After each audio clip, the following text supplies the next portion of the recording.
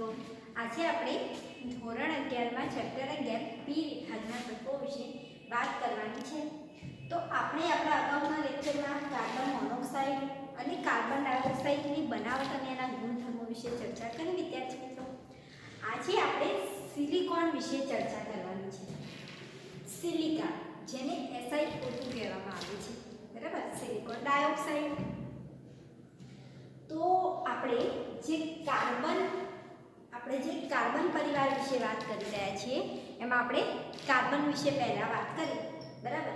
હવે આપણે સિલિકોન વિશે વાત કરીશું, બરાબર. મેં તમને સ્ટાર્ટિંગમાં જ કહ્યું હતું કે આપણે જે સૌથી હલકા તત્વો છે એની પ્રતિક્રિયાત્મકતા વધારે છે. તો એ હલકા જે તત્વો છે એ હલકા તત્વોની આપણે વધારે ડિટેલમાં ચર્ચા કરવાની છે, બરાબર. તો આપણે સિલિકોન ડાયોક્સાઇડ અને ત્યારબાદ સિલિકોન વિશે વાત કરીએ. તો સૌથી પહેલાં આપણે લઈએ સિલિકોન ડાયોક્સાઇડ.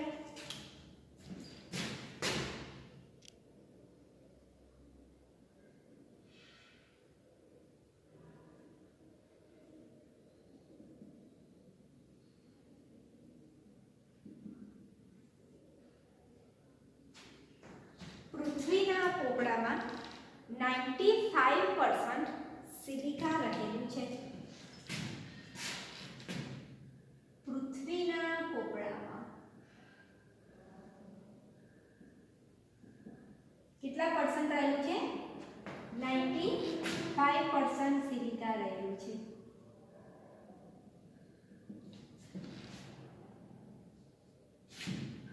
SiO2 એને આપણે શું કહીએ છીએ? સિલિકા. SiO2 ને આપણે શું કહીએ છીએ? સિલિકા, એટલે કે સિલિકોન ડાયોક્સાઇડ.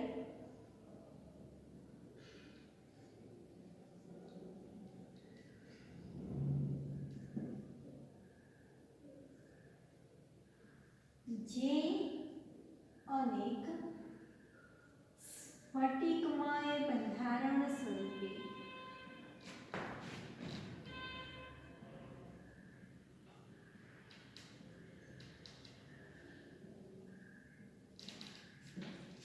જોવા મળે છે.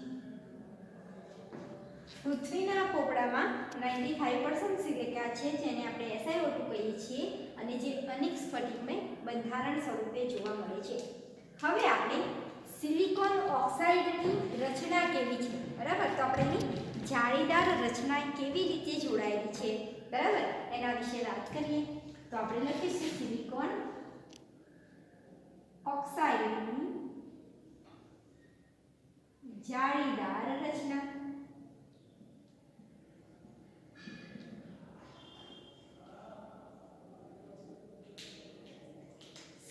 સિલિકોન ઓક્સાઇડ સહસંયોજક ત્રિપરિમાણીય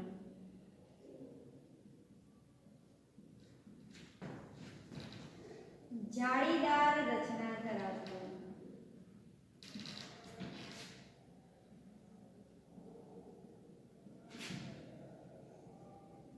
ઘન પદાર્થ છે. સિલિકોન ડાયોક્સાઇડ સહસંયોજક ત્રિપરિમાણીય જાળીદાર રચના ધરાવતો ઘન પદાર્થ છે. ચલો, તો હવે આપણે એની ત્રિપરિમાણ જાળીદાર રચના જોઈએ તો કેવી જોવા મળે છે? સિલિકોનનો એક પરમાણુ ઓક્સિજનના બીજા બે પરમાણુ સાથે જોડાયેલો હોય છે. એક ઓક્સિજનનો પરમાણુ બીજા બે સિલિકોન પરમાણુ સાથે જોડાયેલો હોય છે. બે સિલિકોન પરમાણુ જોડે એક ઓક્સિજન પરમાણુ જોડાયેલો હોય છે. એની જે આ રચના છે એ 8 સભ્યો વાળું વલય બનાવે છે. જુઓ, 1 2 3 4 5 6 7 અને 8. ટોટલ એ વલયમાં કેટલા સભ્યો છે? 8 સભ્યો છે. આવી જ રીતે સિલિકોન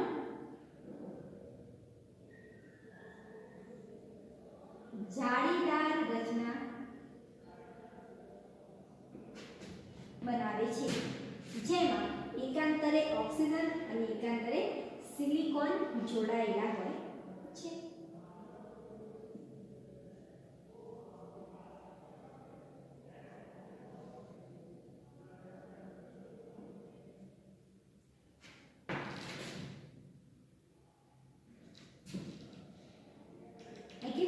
છે જાળીદાર રચના જોવા મળે છે, જેમાં દરેક સિલિકોન પરમાણુ 4 ઓક્સિજન પરમાણુ સાથે અને દરેક ઓક્સિજન 2 સિલિકોન સાથે સહસંયોજક બંધથી જોડાયેલો હોય છે.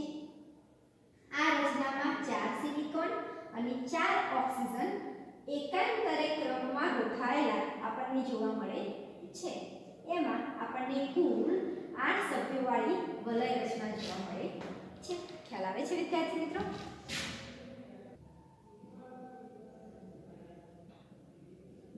દરેક સિલિકોન પરમાણુ બીજા 4 ઓક્સિજન સાથે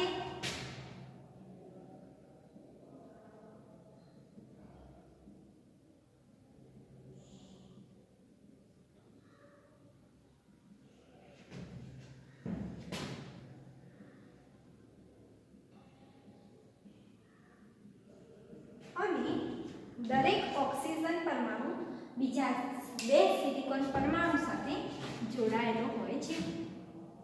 અને ઓક્સિજન પરમાણુ બીજા 2 સિલિકોન સાથે જોડાયેલ હોય છે, સહસંયોજક બંધથી જોડાયેલા હોય છે. તેમજ આપણે એવું પણ કહી શકીએ કે 4 સિલિકોન અને 4 ઓક્સિજન પરમાણુ એકાંતરે ક્રમમાં ગોઠવાયેલા હોય છે. 4 સિલિકોન અને 4 ઓક્સિજન પરમાણુ કેવી રીતે ગોઠવાયેલા છે? એકાંતરે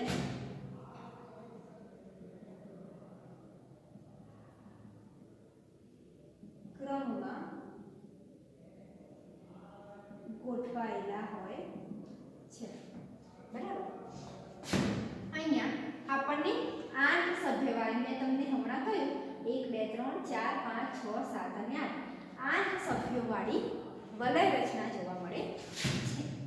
અહીં કુલ 8 સભ્યવાળી વલય રચના જોવા મળે છે. બરાબર? તો SiO2 ની જાળીદાર રચના વિશે છે. ઓક્સાઇડનું સમચતુષ્ફલકીય બંધારણની વાત કરીએ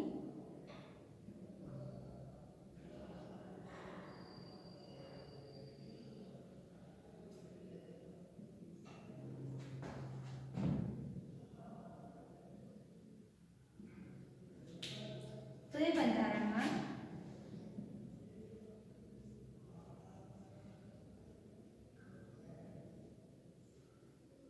આ જે બંધ છે એની બંધ લંબાઈ 1093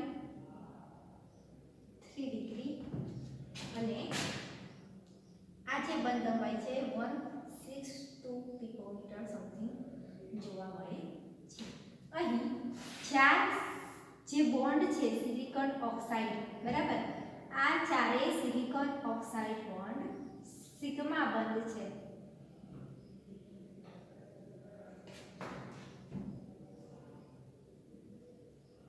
કેવા બંધ છે? સિગ્મા બંધ છે. આપણે એની રાસાયણિક ક્રિયાશીલતા વિશે વાત કરીએ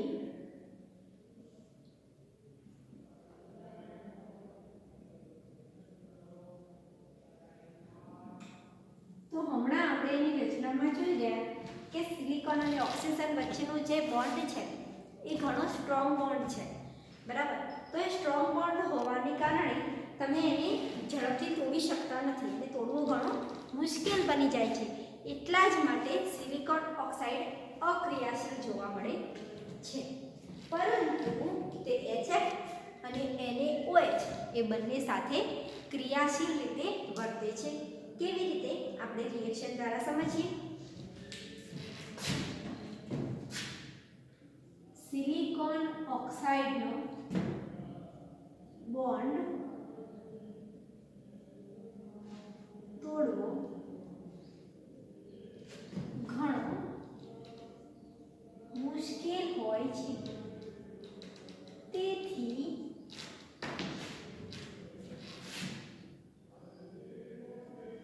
SiO2 મોટા ભાગે અક્રિયાશીલ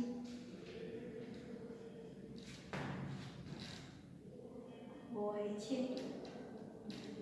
સિલિકોન અને ઓક્સિજનનો જે બોન્ડ છે એને બ્રેક કરવો ઘણો મુશ્કેલ છે. એટલા માટે SiO2 મોટા ભાગે કેવો છે? અક્રિયાશીલ. પરંતુ તે HF અને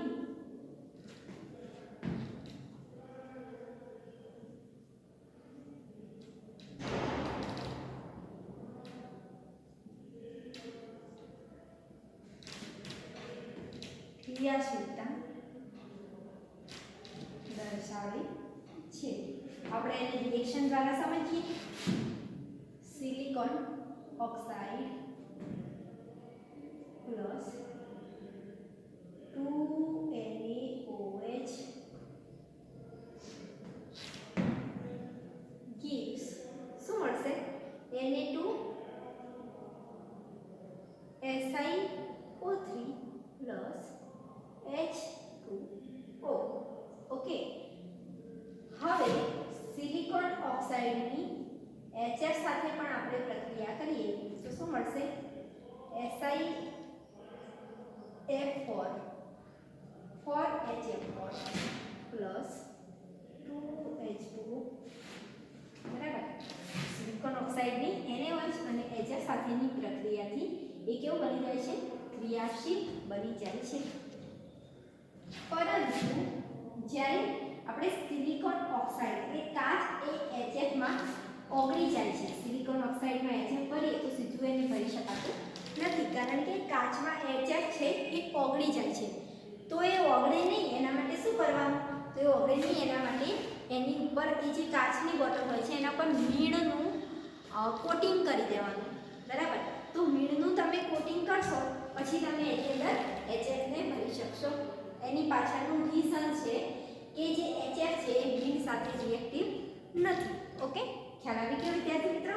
તો આપણે લખીશું કે સિલિકોન ઓક્સાઇડ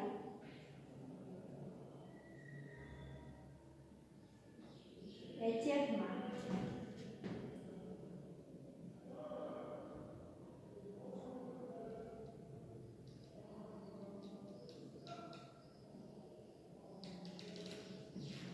કાચની બોટલમાં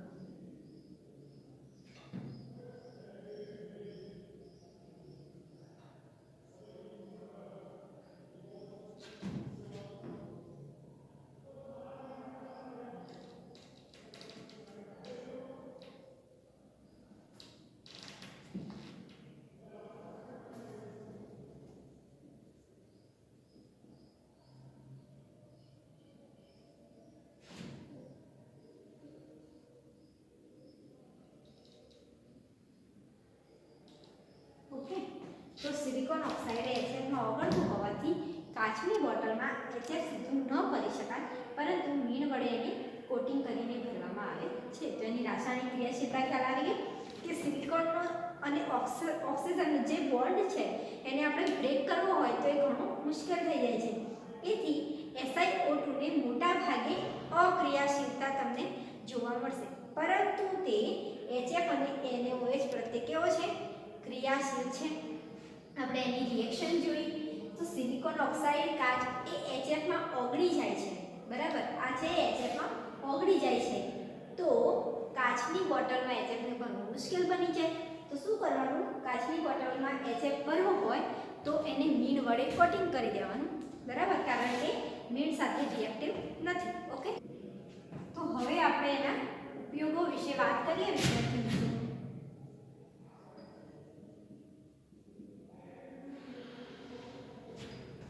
તો જે સિલિકા છે એનો મેઇન ઉપયોગ તમે સિલિકા જેલ યુઝ કરેલી જ છે. બરાબર.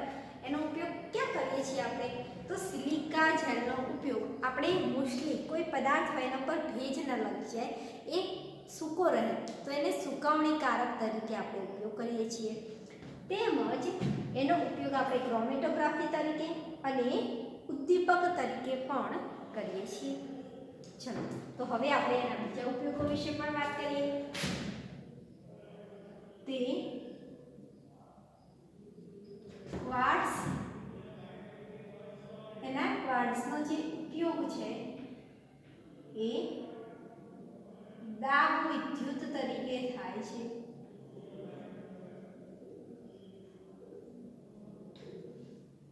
તેનાથી અતિ ચોકસાઈવાળી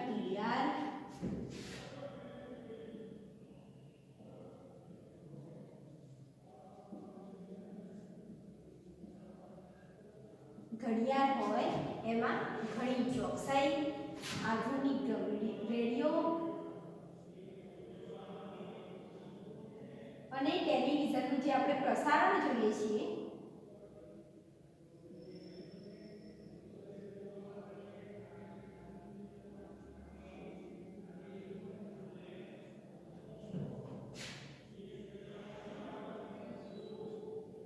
એમાં ગતિશીલ પદાર્થ તરીકે એનો ઉપયોગ કરવામાં આવે છે. તેમજ એનો બીજો ઉપયોગ મેં તમને હમણાં વાત કરી, શું થાય છે? ઉદ્દીપક તરીકે, સુકવણીકારક તરીકે, બરાબર. તો સિલિકા જેલનો ઉપયોગ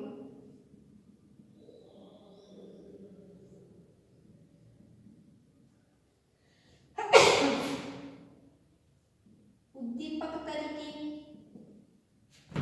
સુકવણીકારક તરીકે, સુકવણીકારક એટલે તો મેં હમણાં તમને કહ્યું ને વિદ્યાર્થી મિત્રો કે કોઈ પદાર્થ હોય એના પર ભેજ ન લાગી જાય એટલા માટે આપણે એમાં સિલિકાની જેલ મૂકી રાખીએ છીએ. તો ઉદ્દીપક તરીકે, સુકવણીકારક તરીકે તથા ક્રોમેટોગ્રાફીમાં એનો ઉપયોગ કરવામાં આવે છે. તેમજ સિલિકાનું એક અસ્ફટિકમય સ્વરૂપ છે, બરાબર, જેનો ઉપયોગ આપણે ગાળણ પ્લાન્ટમાં કરી શકીએ છીએ. તો સિલિકાનું અસ્ફટિકમય સ્વરૂપ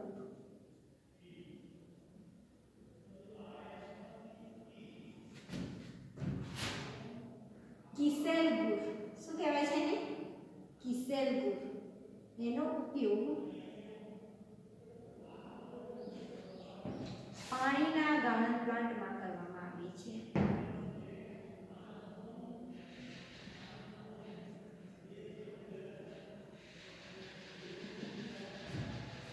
તો આપણે એના ઉપયોગો વિશે વાત કરી. ખ્યાલ આવે છે વિદ્યાર્થી મિત્રો? તો આપણે એની રાસાયણિક ક્રિયાશીલતા, એની જાળીદાર રચના અને એના ઉપયોગો વિશે વાત કરી, બરાબર. Silicon oxide. હવે આપણે સિલિકોન્સ વિશે વાત કરવાની છે કે એ કેવું બંધારણ ધરાવે છે, એ કેવી રચના ધરાવે છે અને એના ઉપયોગો કેવા છે. કે કન્ડેન્સેશન પોલિમરાઇઝેશન એટલે સંઘનન પોલિમરાઇઝેશન કરવાનું છે, યાની કે મોનોમર છે, બરાબર, એનું કન્ડેન્સેશન પોલિમરાઇઝેશન કરીએ આપણે ડાયક્લોરો ડાયમિથાઇલ સિલેન અને ડાયમિથાઇલિન સિલેન ડાયોડ આપણને જે મળે છે product SiCH3 OH OH CH3, right. આપણને મોનોમર મળ્યો તો આપણે એનું શું કરીશું? સંઘનન polymerisation.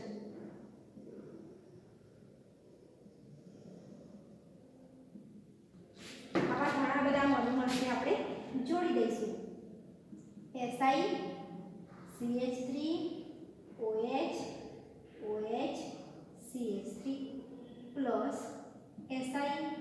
SiCH3 OH OH CH3 plus SiCH3 CH3 OH OH, બરાબર. તો હવે આ જે મોનોમર્સ આપણે જોઈન કરીએ છીએ એમાં શું થશે? તો અહીંયા જુઓ, અહીંયાથી OH અને અહીંયાથી H, તો શું રિમૂવ થશે? -H2O. એવી જ રીતે જેટલા પણ મોનોમર, ઘણા બધા મોનોમર અહીંયા જોડાયેલા છે, બરાબર, તો એ બધામાં H2O રિમૂવ થશે. તો NH2O આપણે શું કરીએ છીએ? એમાંથી રિમૂવ કરીએ છીએ. તો એનું બંધારણ કેવું જોવા મળશે? સિલિકોન.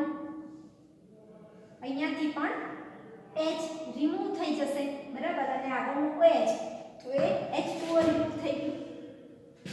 હવે અહીંયા આ સિલિકોન આ ઓક્સિજન સાથે ડાયરેક્ટ જોડાશે, કેમ કે આ H2O શું થયું છે? રિમૂવ થયું છે. તો આ જે સિલિકોન છે એ ડાયરેક્ટ ઓક્સિજન સાથે જોડાયેલો છે, રાઈટ? તો એનું સ્ટ્રક્ચર લખીએ આપણે. હવે ડાયરેક્ટ એ Si સાથે જોડાઈ જાય છે.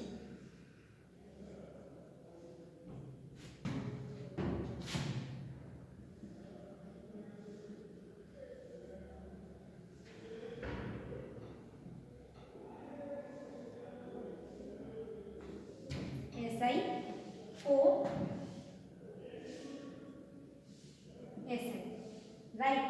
હવે એવી જ રીતે જેમ જેમ આગળ જઈએ એમ એના સ્ટ્રક્ચરમાં H2O રિમૂવ થઈ જાય છે, બરાબર, અને વચ્ચે આપણે જે આ છે સ્ટ્રક્ચર મળે છે, બરાબર, જે રિપીટ થયેલું છે એને આપણે N તરીકે દર્શાવીશું. તો આ જે બંધારણ મળ્યું આ બંધારણને આપણે શું કહીશું? સિલિકોન્સ. શું કહેવાય એને? સિલિકોન્સ. અહીંયા જો આપણે શું કર્યું? વોટર મોલેક્યુલ દૂર કર્યા છે, બરાબર, તો આને શું કહેવામાં આવે છે? સિલિકોન કહેવામાં આવે છે. તો એની બનાવટ ઘણી ઈઝી છે વિદ્યાર્થી મિત્રો. ફરી એકવાર સમજી લઈએ. સિલિકોન શું છે? પોલિમરનો એક સમૂહ છે, એટલે કે એમાં ઘણા બધા મોનોમર જોડાયેલા હોય છે. ઘણા બધા મોનોમર ભેગા થાય ત્યારે પોલિમર બને છે. તો એ મોનોમર જે પુનરાવર્તિત એકમ છે કયો છે? R2SiO3. અહીંયા તમે આલ્કાઇલ કે એરાઇલ કોઈ પણ હેલાઇડ લઈ શકો છો, બરાબર. અહીંયા તમે આલ્કાઇલ કે એરાઇલ કોઈ પણ હેલાઇડ લઈ શકો છો. અહીંયા મેં આલ્કાઇલ હેલાઇડ કરીને તમને રિએક્શન દર્શાવી છે. શું છે એની બનાવટમાં? CH3Cl આલ્કાઇલ હેલાઇડ લીધું આપણે, એની સિલિકોન સાથેની રિએક્શન કોપરની હાઈ માં 300 ડિગ્રી સેલ્સિયસ. તો શું મળે છે આપણને? ડાયક્લોરો ડાયમિથાઇલ સિલેન મળે છે. ચલો હવે આપણે એનું હાઇડ્રોલિસિસ એટલે જળ વિભાજન કરીએ. તો જળ વિભાજન કરીશું તો H પ્લસ OH માઇનસ. તો OH માઇનસ શું કરે છે? Cl ને રિપ્લેસ કરે છે, એટલે કે Cl ના સ્થાને OH જોડાઈ જાય છે. તો આપણને શું મળે છે? Dimethylsilanediol. અને એમાંથી બાય પ્રોડક્ટ, એની બાય પ્રોડક્ટ કઈ મળે છે? એની બાય પ્રોડક્ટ આપણને HCl મળે છે, રાઈટ? ચલો હવે એનું સેકન્ડ સ્ટેપ. મેં હમણાં તમને કહ્યું કે કેવું છે? પોલિમર છે, બરાબર, પોલિમરનો એક ભાગ છે. તો એમાં ઘણા બધા મોનોમર જોડાયેલા છે. તો એ મોનોમર ઘણા બધા છે અને આપણે N ટાઈપ તરીકે લઈએ તો અહીંયા જે આપણને મળ્યું છે ડાયમિથાઇલ સિલેન ડાય, એનું સંઘનન પોલિમરાઇઝેશન કરીએ તો શું થાય? ઘણા બધા મોનોમર એક સાથે જોડાયેલા છે. તો અહીંયા મેં ઘણા બધા મોનોમર એક સાથે જોડ્યા છે. તો શું થાય છે? આ જ્યારે જોડાય છે ત્યારે તેમાંથી H2O રિમૂવ થાય છે, બરાબર. આ જે H2O રિમૂવ થાય છે N ટાઈપ, એટલે કે ઘણા બધા જે મોનોમર્સ છે એ બધામાંથી વોટર મોલેક્યુલ દૂર થાય છે. તો આપણે એને NH2O રિમૂવ થાય છે એવું લખ્યું. હવે આ H2O રિમૂવ થઈ જાય તો આ સિલિકોન ડાયરેક્ટ આ સિલિકોનના ઓક્સિજન સાથે શું બનાવી દે છે? બંધ બનાવી દે છે અને વચ્ચેથી વોટર મોલેક્યુલ દૂર થઈ જાય છે. તો આ જે સ્ટ્રક્ચર મળ્યું એને આપણે શું કહીશું? સિલિકોન્સ, બરાબર. ખ્યાલ આવી ગયો વિદ્યાર્થી મિત્રો? હવે આપણે વિદ્યાર્થી મિત્રો સિલિકેટ વિશે વાત કરીએ, બરાબર.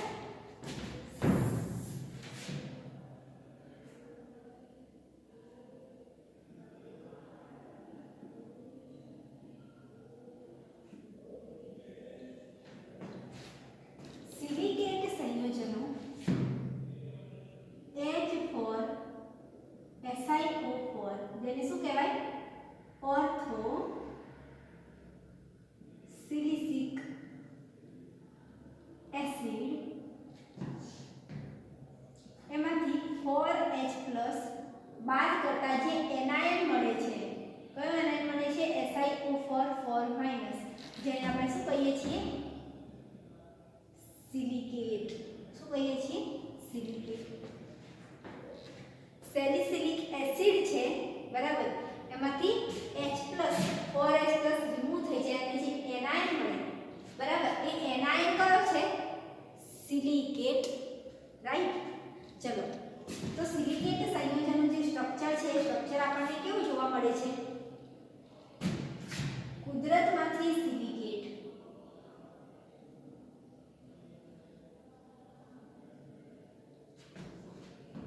જીઓલાઇટ,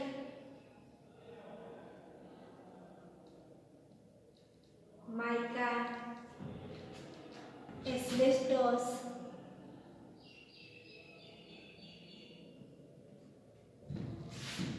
સ્વરૂપે સિલિકેટ ખનિજ મળે છે.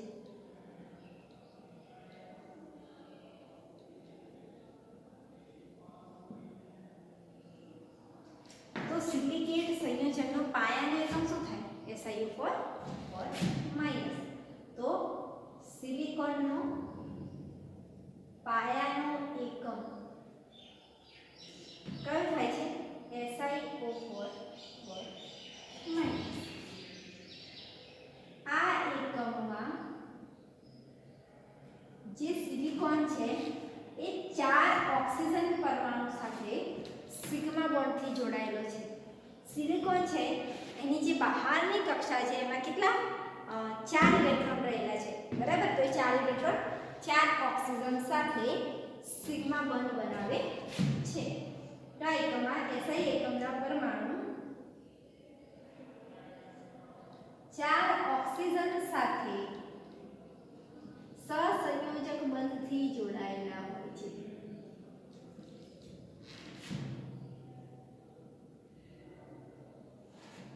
ચતુષ્ફલકીય રીતે જોડાયેલા હોય છે.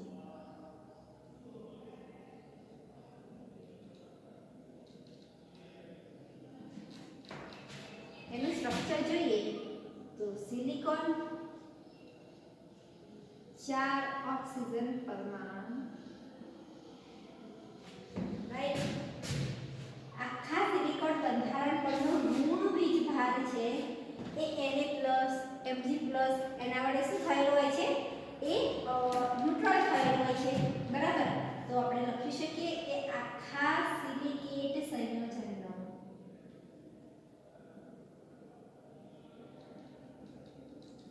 જે ઋણ વીજભાર છે એ ઋણ વીજભાર ધાતુ Na+, Ca+2, Mg+2 વડે તટસ્થીકરણ થયેલો હોય છે.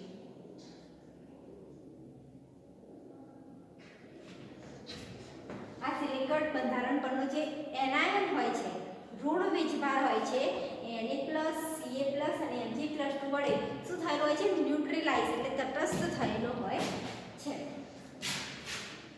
ફલકના જે 4 ઓક્સિજન પરમાણુ છે એ અન્ય ચતુષ્ફલક સાથે જો ભાગીદારી કરે તો શેની રચના થાય છે? ત્રિપરિમાણીય જાળીદાર રચના આપણને જોવા મળે છે. તો આપણે લખી શકીશું ચતુષ્ફલકના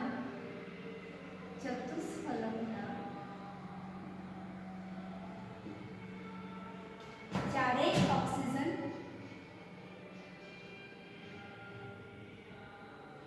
અન્ય ચતુષ્ફલકના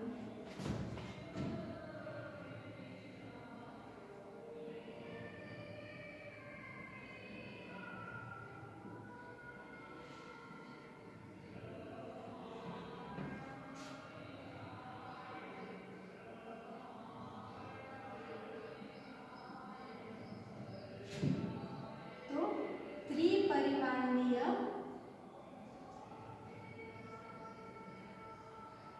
જાળીદાર રચના નીચે છે. એક્ઝામ્પલ તરીકે ક્વાર્ટઝ, રાઈટ? ઓકે, ચલો તો હવે આપણે એક નવા ટોપિકની વાત કરીએ, જીઓલાઇટ.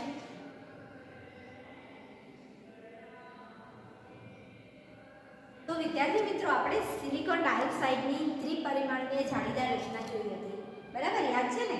તો એમાં જે સિલિકોન પરમાણુ છે એ સિલિકોન પરમાણુ એલ્યુમિનિયમ વડે જો વિસ્થાપન કરવામાં આવે અને એની સ્થાને જો એલ્યુમિનિયમ પરમાણુઓ જોડાય, બરાબર, તો મળતા જે બંધારણ છે એને આપણે શું કહીશું?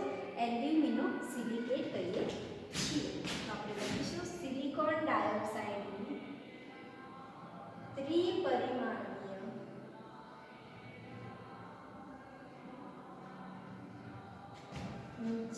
જાળવી રચનામાં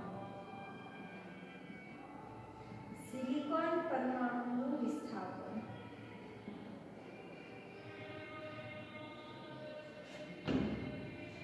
એલ્યુમિનિયમ વડે કરતા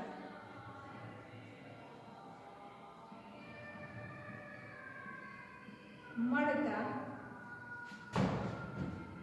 એકંદરીય બંધારણને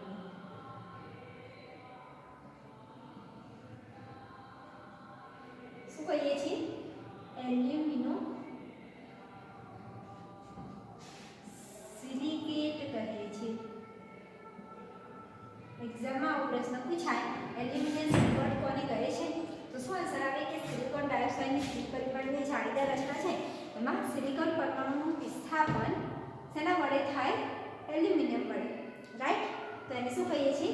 એલ્યુમિનિયમ સિલિકેટ કહે છે. આ કયો વીજભાર ધરાવે છે? જે ઋણ વીજભાર ધરાવે છે.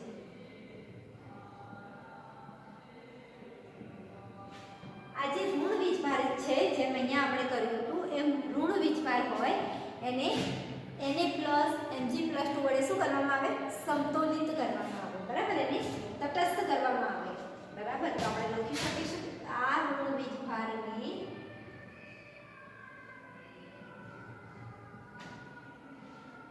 ધન આયન જેવા Ca+, Na+, K+ વડે શું કરવામાં આવે છે?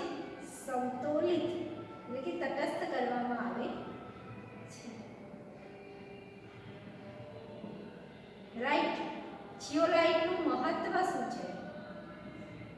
તો એ પેટ્રો રસાયણ ઉદ્યોગમાં ઉપયોગી છે.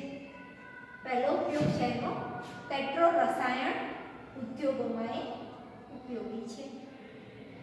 બીજો ઉપયોગ છે કઠણ પાણીને નરમ બનાવવા માટે. કયો ઉપયોગ છે?